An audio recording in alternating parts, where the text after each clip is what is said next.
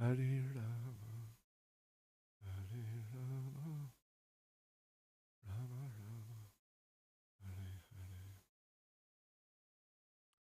Hare. Jai Radha Madhava Kunja Bihare.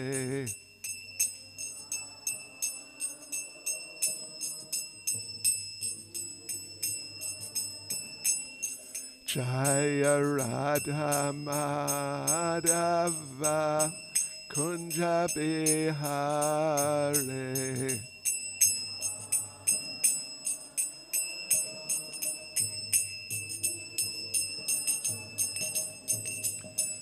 Gopijana Balava Giribaradhare.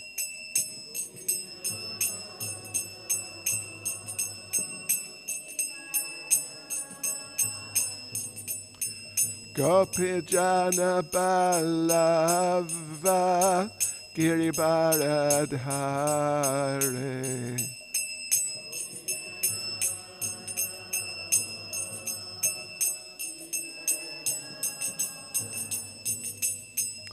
Yashodanandana Vraja Janaranjana.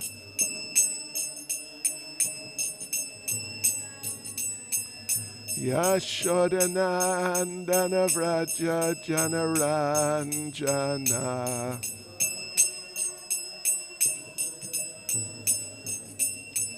Yamunatira Vanachare.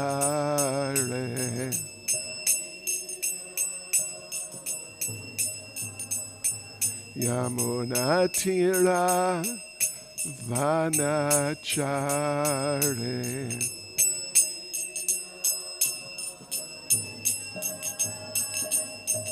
Jaya Radha Madhava Kunja Bihare.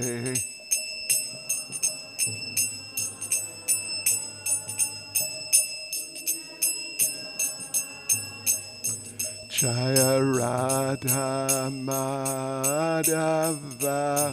Kunja Bihare.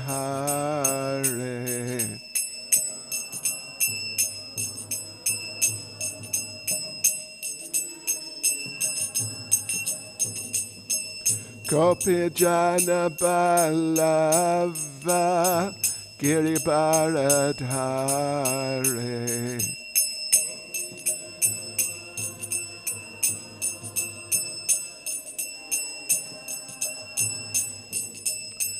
Gopijana Balava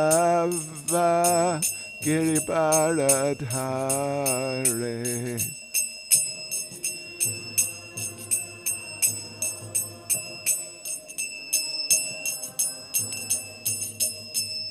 Yashodanandana Vraja Janaranjana.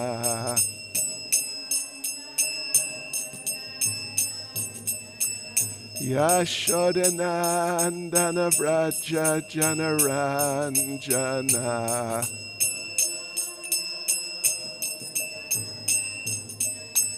Yamunatira Vanachare.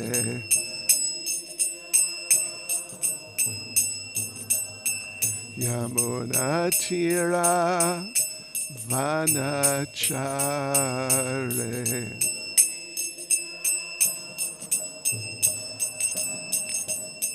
Jaya Radha Madhava Kunja Bihare.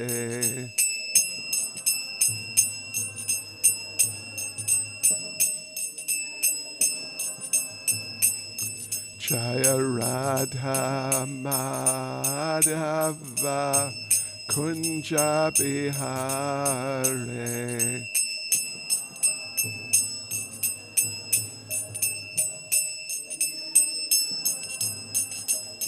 Jai Prabhupada Jai Prabhupada Jai Prabhupada Jaya Prabhupada.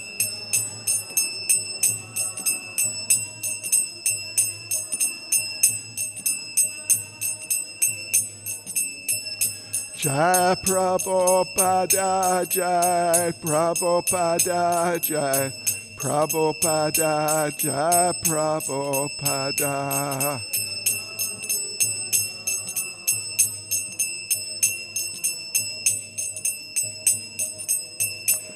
Jai Jai Prabhupada, Prabhupada, Prabhupada, Prabhupada.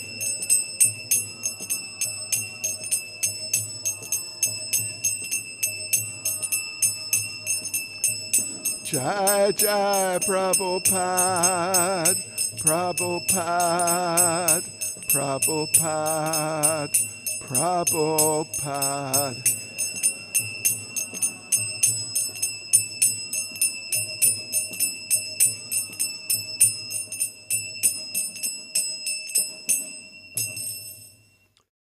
Jai Vishnavad Paramahansa Parvrajakacharis Tadasasismad His Divine Grace A.C. Bhaktivedanta Swami Srila Prabhupada Ki ISKCON's founder Acharya Srila Prabhupada Ki Grantaraj Srimad Bhagavatam Ki Shri Shri Radha Radhanath Ki Shri Giri Govardhan Ki Shri Chaitanya Mahaprabhu Ki Sankirtan Yagya Ki Go Premanande. All glories to the assembled devotees. All glories to the assembled devotees. All glories to the assembled devotees. All glories to Sri Guru and Sri Gauranga. All glories to Srila Prabhupada. I hope everyone can hear clearly. It's loud enough. Om Namo Bhagavate Vasudevaya.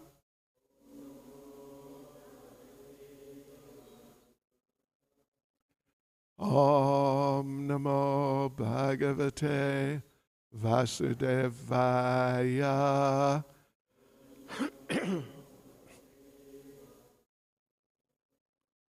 Om Namo Bhagavate Vasudevaya.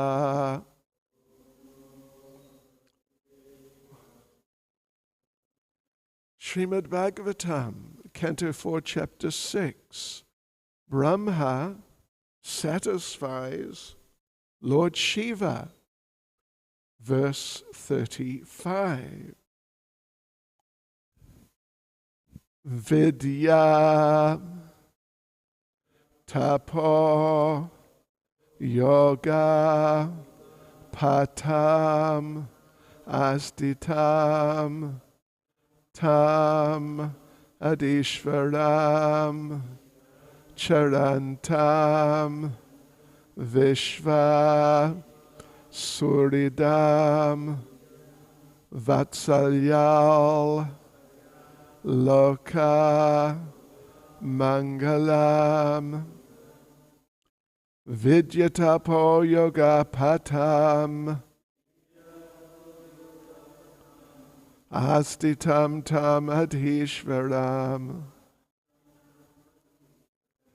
charantam vishvasuridam vatsalyal loka mangalam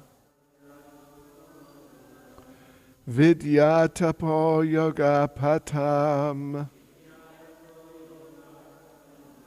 astitam tam adhishvaram charantam vishvasuridam vatsalyal loka mangalam vidyatapo yoga patam astitam tam adhishvaram charantam vishvasuridam Vatsalya Loka Mangala.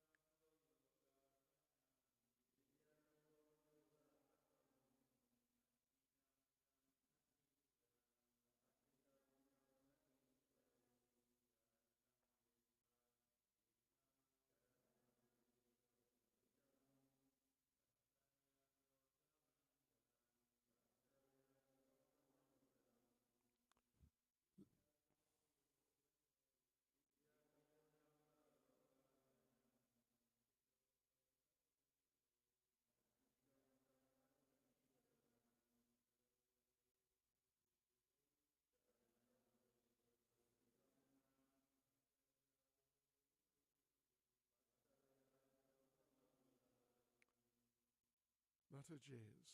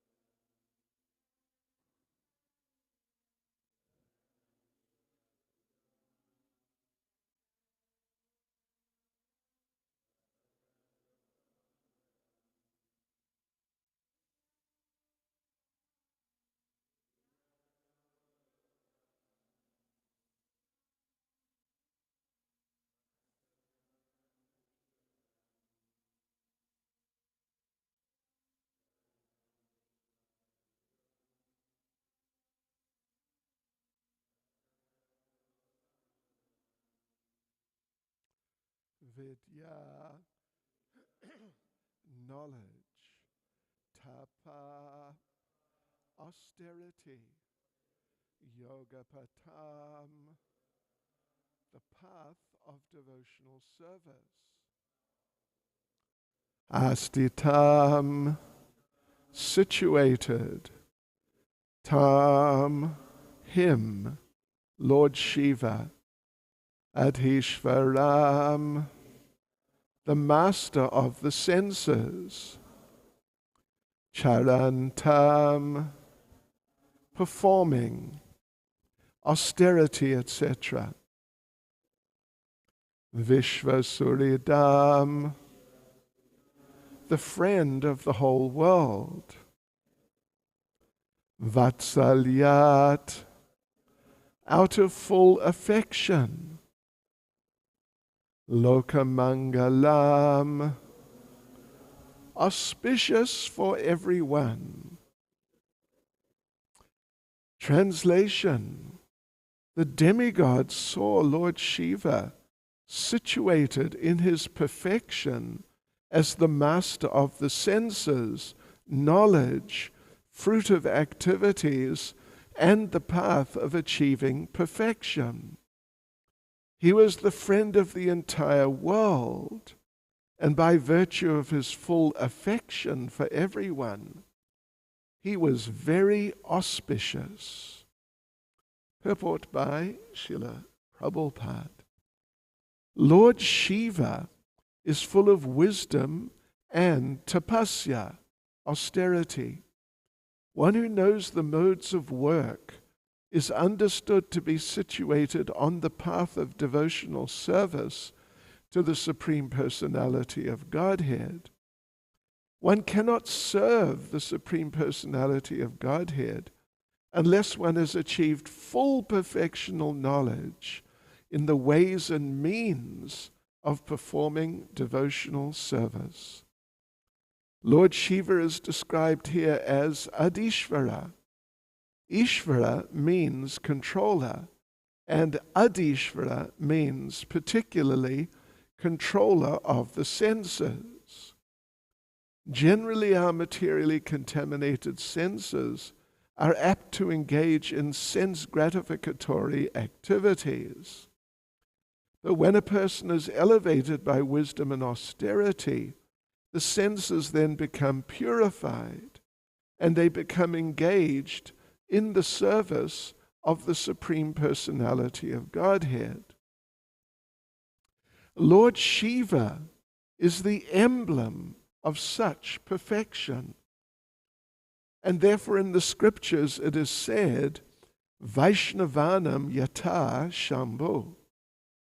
Lord Shiva is a Vaishnava. Lord Shiva, by his actions within this material world, teaches all conditioned souls how to engage in devotional service 24 hours a day. Therefore he is described here as Lokamangala, good fortune personified for all conditioned souls. Vidyatapo yoga patam astitam tam adishvaram charantam vishvasuridam vatsalya lokamangalam. The demigod saw Lord Shiva situated in his perfection as the master of the senses, knowledge, fruit of activities, and the path of achieving perfection. He was the friend of the entire world, and by virtue of his full affection for everyone, he was very auspicious. Nama Om Vishnupadaya Krishna Prestaya Bhutale Shrimati Bhaktivedanta Swaminiti Namane Namaste Saraswati Devi Gauravani Pracharane Nirvishesha Shunyavadi Paschatya Deshatarane Shri Krishna Chaitanya Prabhu Nityananda Shri Advaita Gadadha Shivas Adi Gaura Bhaktivinoda Hare Krishna, Krishna Krishna, Hare Hare, Hare Rama, Rama Rama, Hare Hare. Vanchkalpatarubhyascha kripa sindhubhya eva cha patitanam pavanebhyo vaishnavebhyo namo namaha. Srila Prabhupada ki jai. Yes, so Lord Brahma has taken the demigods to approach Lord Shiva and beg forgiveness for their direct and indirect offenses. Someone like Daksha himself, or there were a few others, Pusha, I think was it, and Bhagya. They had performed direct offenses of just expressing themselves directly, voluntarily, in opposition to Lord Shiva. Not just opposition, but antagonism towards Lord Shiva and extreme disrespect, what belittlement, trying to belittle Lord Shiva. What offenses they've committed. It's astonishing, actually. And we must all pray never to become implicated in such things ourselves. I know you're all sincere devotees, but you never know what circumstances may arise. So we should pray, among many other things, we should pray that we can always remain respectful towards the devotees and ultimately towards all living entities. Otherwise, the difficulty you can put yourself in is just too much, just far too much. So there was those who directly, like Daksha, he initiated the whole offense. And then there were those who jumped on his bandwagon and started agreeing with him. But then there were just others who did not object. And they were not necessarily feeling as Daksha and his immediate associates were feeling, but they permitted, they didn't stop the process of offense from going on. So indirectly they're also implicated, and it was just a great crisis and terrible disaster for all involved. So here they are, they've gone to Kailash, headed by Lord Brahma, who is the father of Lord Shiva. Yeah, he's the father of Lord Shiva. So he has a very high position, Lord Brahma. He's worthy of being listened to by Lord Shiva. Others, they're in junior positions, so they cannot really come forward so much. Yes, so they've gone, and here they are, they see Lord Shiva. And he is just, you could say, emanating auspiciousness in different ways. Just radiating auspiciousness and wonderfulness, beauty, and like heroic nature and compassionate nature, very affectionate nature. He was, as is stated here, he was the friend, they could see he was Vishva Suridam. Vishva means the universe or the entire world. Suridam, friend. He was the friend of the entire world. And he was Vatsalyal. He had full affection. Out of full affection, he was just radiating this type of appearance, this type of mood. Of course, I think we all know that Vatsalya rasa in pure devotional service on the very highest levels of perfection, Vatsalya means a parental mood, very, very much a parental mood. And parental means protective. Parental means nourishing. Parental means encouraging. Parental means correcting. These are all different aspects of a parental mood. And Lord Shiva, he's so senior, just in that sense. He's so senior that he is in the position, a parental type of position, to all these demigods who are coming to approach him and appeal to him for mercy. And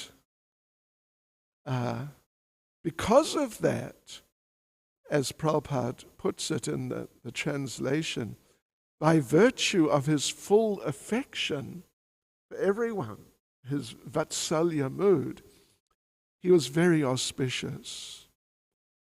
Yes, just so much auspiciousness, and whichever way you look at him or think of him, his character, his characteristics, just his physical appearance, it's all of it is endowing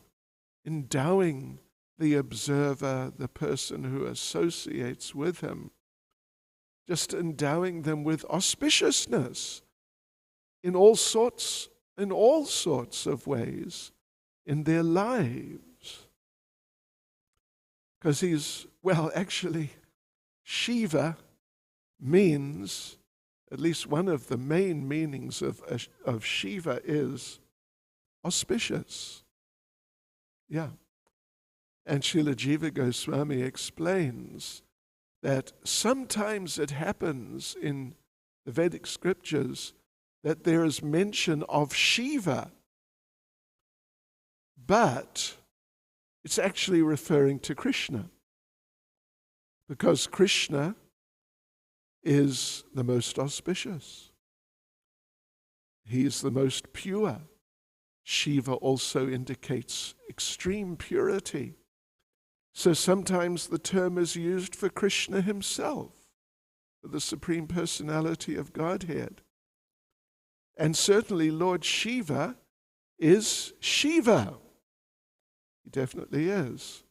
So they saw him situated, sitting, and just showing his nature, situated in his perfection, means it was clear this is how he is. His perfection as master of the senses, knowledge, fruit of activities, and the path of achieving perfection. Path of achieving perfection is devotional service. That's the only path of achieving real perfection. Sometimes other processes to do with Brahman realization, impersonal processes, or processes like yoga, processes, hatha yoga, that sort of thing, Ashtanga yoga. Sometimes they're described as paths of perfection.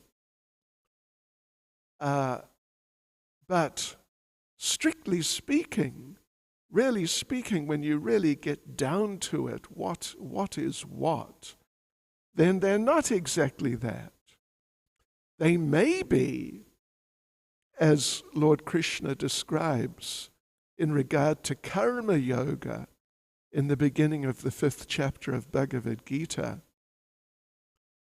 The point is there that what is achieved by karma yoga and bhakti is the same. In a sense, it's like that. In the sense that if you do karma yoga nicely, it'll naturally bring you to bhakti. So if it's done properly, it's just part of a certain procedure which inevitably culminates in bhakti and devotional service. Of course, if you don't do it properly, then you get stuck on that. And indeed, what happens with, at least with people who practice Ashtanga yoga, is sometimes they realize the super soul, and the next step would be to become a devotee.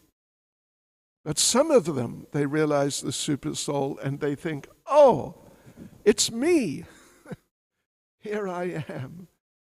The last trap, the last pitfall on the path is you're almost there. You're practically there. But then suddenly there's a big diversion.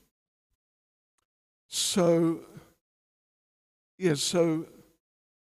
therefore, there in the beginning of the 5th chapter of Bhagavad Gita, Srila Prabhupada explains that karma yoga is like looking for the root of the tree. The root of the tree is the Supreme Lord, Lord Krishna. Karma yoga means you're trying to locate and come to the root of the tree, the Supreme Lord. Whereas bhakti yoga means you're watering the tree. You're serving the Lord himself, who's the root of the tree of existence. So as long as through karma yoga one comes to that point, then you can say, yeah, they're the same thing. But there can be problems, as they say, old British saying, there's many a slip twixt cup and lip. Yeah, there's many a mistake between, as you're trying to drink the herbal tea, rooibos tea or something, fruit tea. You know, you bring it to your mouth, but you may spill it still. You're right there, but still you may spill it. So that's what happens to some. Shri Shri Radha Radhanath Ki Jai, Shri Giri Govardhan Shri Chaitanya Mahaprabhu Ki Jai.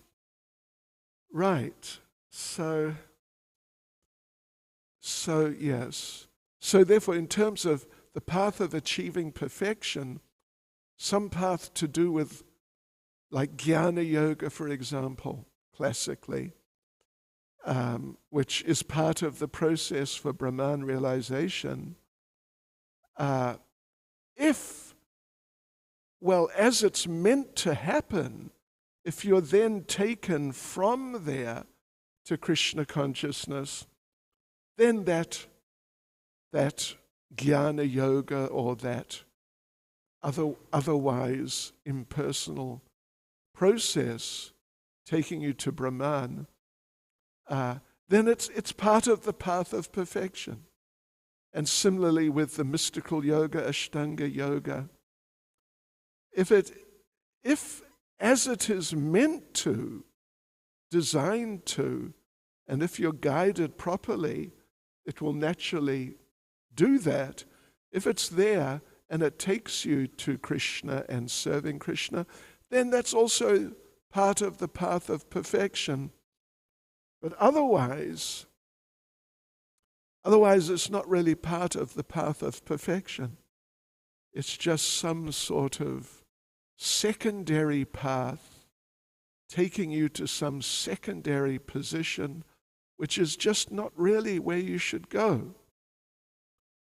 So Lord Shiva, as he's sitting there, the demigods see that he's exuding knowledge, he's situated in austerity, and he's radiating a mood of devotion, yoga patam, path of devotional service. So, and Prabhupada emphasizes in the purport that Lord Shiva is full of wisdom and tapasya, austerity. One who knows the modes of work is understood to be situated on the path of devotional service to the Supreme Personality of Godhead. One can't serve the Lord unless one has achieved full perfectional knowledge in the ways and means of performing devotional service. So, that wisdom, that knowledge, which Lord Shiva is situated in, it's not just some impersonal knowledge or knowledge of that sort, some secondary type of, you could say, peripheral spiritual knowledge. There's actually knowledge about Krishna. So it's a perfect type of knowledge. There are different levels of knowledge, different degrees. So here we're talking about the topmost degree of knowledge Lord Shiva is situated in. And tapasya, austerity. He is so obviously an austere person because he just lives under a tree. And it's a very extreme way to live. He has no furniture, and there's no actual dwelling place I mean, in the sense of some building or something. He's just living directly under the tree. So, and he doesn't even have regular clothes. Sometimes he has an animal skin. Sometimes he just finds some discarded cloth on the side of the road, and he just takes that and wears that. So even though he's famous as Ashutosh, the demigod who easily fulfills the material desires of the conditioned souls and gives them sometimes great wealth and power and all these types of things, just very extreme amounts of wealth and material facility, but for himself, he takes nothing. He takes nothing at all. So he's very austere. Tapasya. Tapasya is very much a part of the nature of Lord Shiva. But it's not just any sort of tapasya, austerity. Some people, they do like, in the 9th canto is the story of Vrikasura. It's also related to Lord Shiva too, but Vrikasura himself, he thought that he would get the mercy of Lord Shiva if he did something which was very austere, extreme austerity. So he decided to cut flesh from his body and offer it to Lord Shiva until Lord Shiva appeared to give him some mercy. And he was doing that. And actually he had cut off all the flesh. The only thing that was left was his head. And he thought, okay, let's just cut off my head. He was about to do that, and Lord Shiva took pity on him that this fellow is just lost. But anyway, so Lord Shiva came and did actually give him some mercy, you could say, or fulfilled his desire.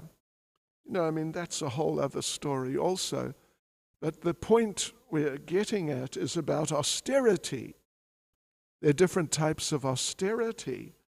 And austerity like what Vrikasura was doing, Lord Krishna in the 17th chapter of Bhagavad Gita describes it as austerity in the mode of ignorance, when it's harmful. It's harmful to the body. Then it's not really like worthwhile austerity.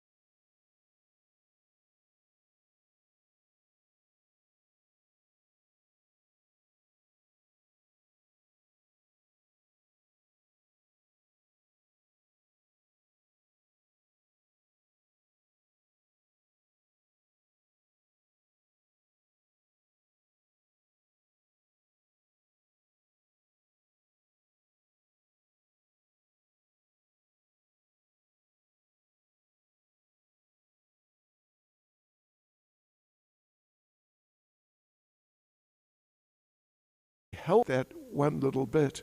So he slapped the man in the face, and the man's head fell off. And that was the end of him for that lifetime.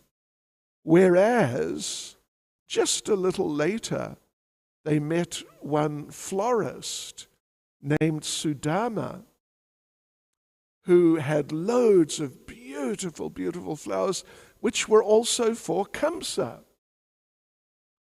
for the king. And Krishna asked, wouldn't you like to make some garlands for us cowherd boys? And because that florist had a different heart, the state of his heart was completely different. He was a devotee. He was happy to do that. And he used all the flowers on garlands, and he garlanded Krishna and Balaram and the cowherd boys, and he was very happy. And Krishna blessed him to go back to Godhead. But anyway, Lord Chaitanya, what Lord Chaitanya was saying, he didn't mention that bit about Sudama, but what Lord Chaitanya says is that the laundryman who Krishna slapped in the face and the man's head fell off and he was killed, Lord Chaitanya said this person had performed severe austerities for many lifetimes to see God. And finally he saw God. But when he saw God, he offended him. And actually no more is said about the laundryman. So the thing is, Lord Shiva, he's very knowledgeable, but it's worthwhile knowledge. It's knowledge of Krishna consciousness. It's not some impersonal knowledge or just some other type of knowledge. And his austerity is very pious and Krishna conscious austerity. Worthwhile austerity.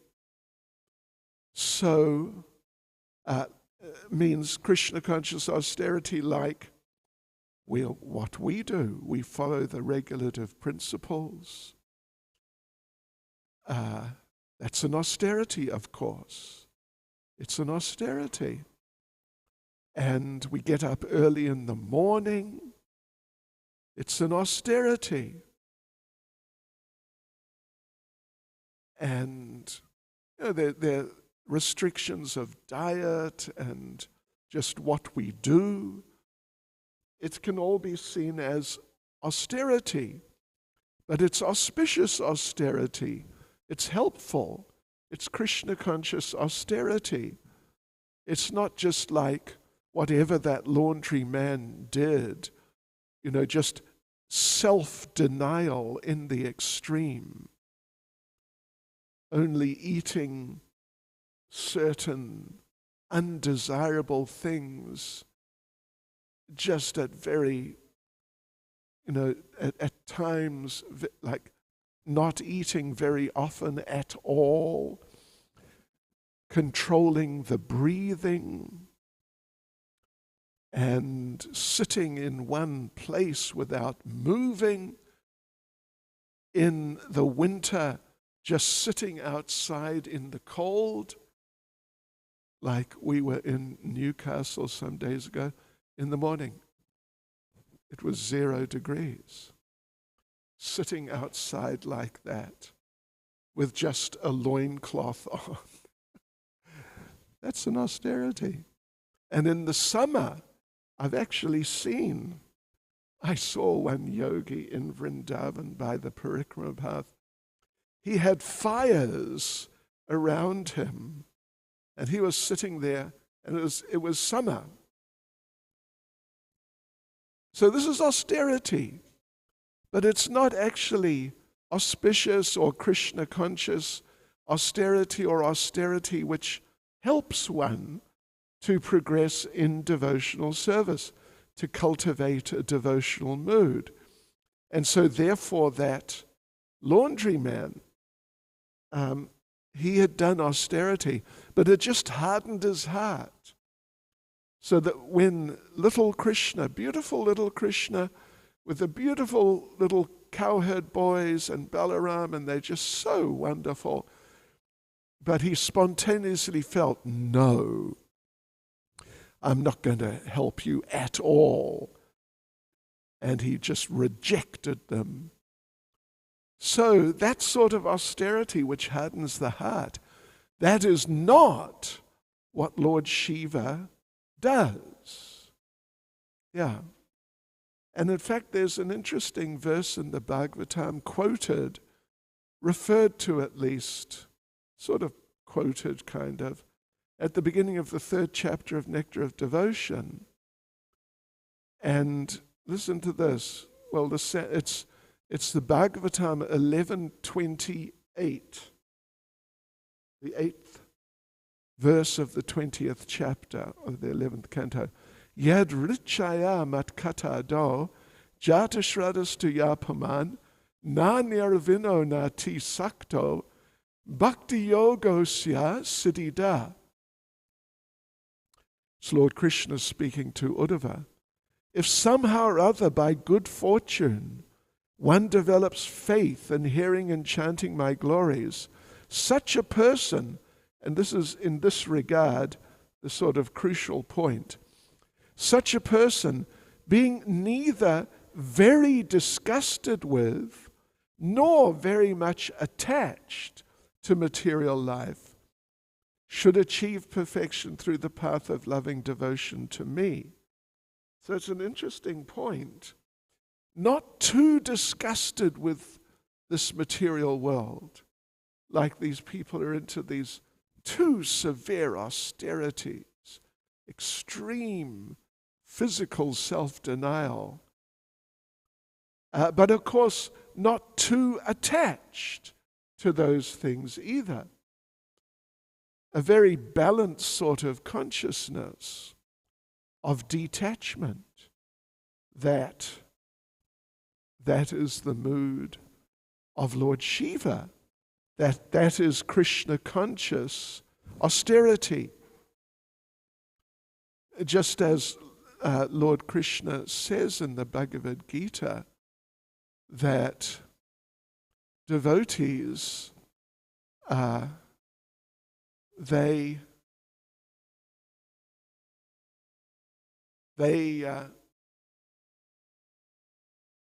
are freed. They perform certain austerities, which are the regulative principles of freedom.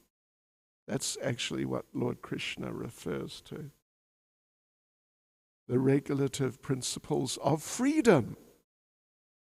Freedom from undesirable things, just grossly material things, and freedom to absorb yourself in Krishna consciousness without distraction.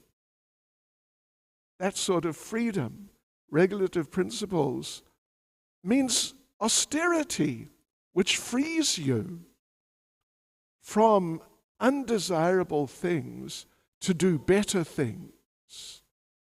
And that's our regulative principles for that matter.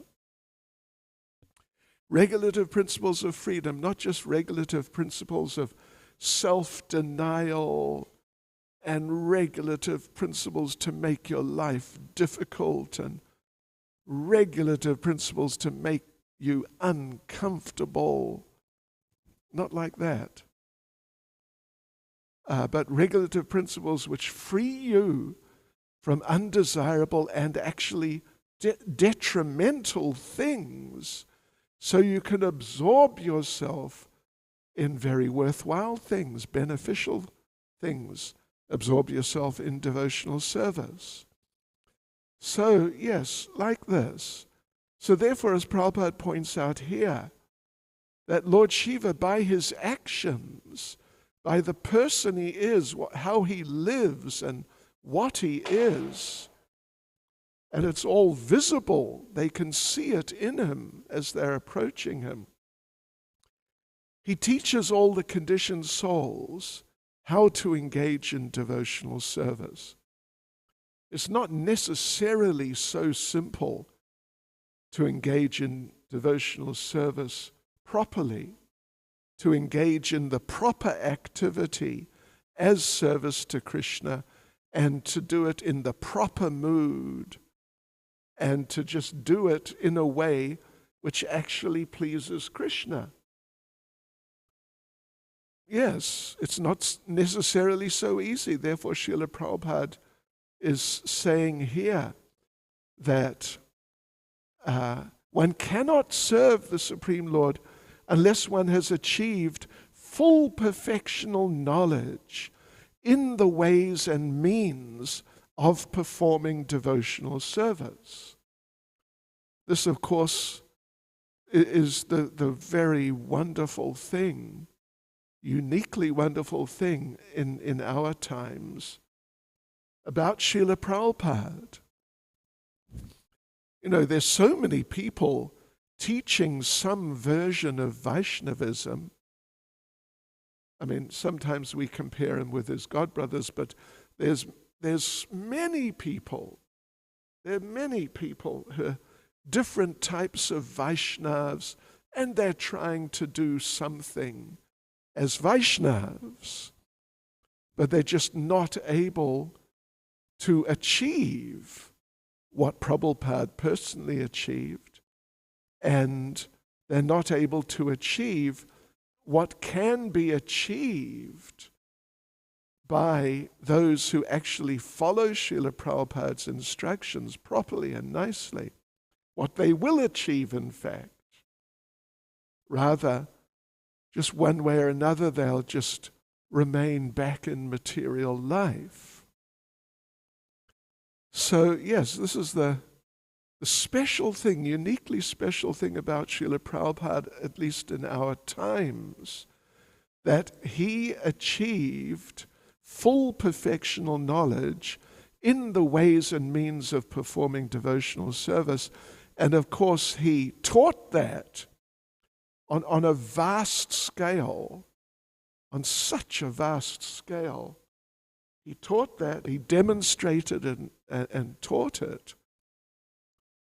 And in this way, just giving the whole world just more than ample opportunity to perfect their lives, to become devotees and to do devotional service in such a way that the Supreme Lord is satisfied with you, is happy with you.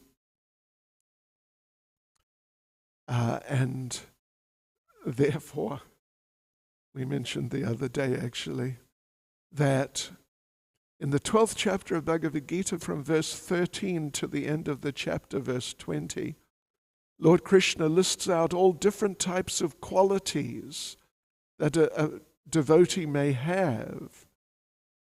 And so there's like 8 verses like that. And at the end of each verse, after listing out some more qualities, he says, such a devotee is very dear to me. And Srila Prabhupada, in one class on the first 2 verses in that sequence, verses 13 and 14, Srila Prabhupada begins the class in an interesting way. He says, yes, this is Krishna consciousness. Because the whole point is, Krishna's saying, such a devotee is very dear to me. So Prabhupada says, yes, this is Krishna consciousness. How will Krishna love me? Normally we think, how will I love Krishna? But Prabhupada's turning it around, and it's very interesting. How you can actually become such a person that Krishna will be attracted to you. So that means that one has to understand the ways and means of performing devotional service. Otherwise, a person will make some attempt at devotional service, but may end up offending Krishna, or at least not really pleasing him, doing something kind of useless, or maybe actually offensive. So, yeah, so that's our good fortune to be connected with Srila Prabhupada, who is such a person who's achieved full perfectional knowledge in the ways and means of performing devotional service. And that's Lord Shiva. Vaishnavanam yata Shambho. Lord Shiva is a Vaishnav. Lord Shiva is the greatest Vaishnav. A very, very great Vaishnav, head of a sampradaya. And he teaches all the conditioned souls how to engage in devotional service properly. Therefore, he's Lokamangala, good fortune personified. Hare Krishna. Any comments or questions?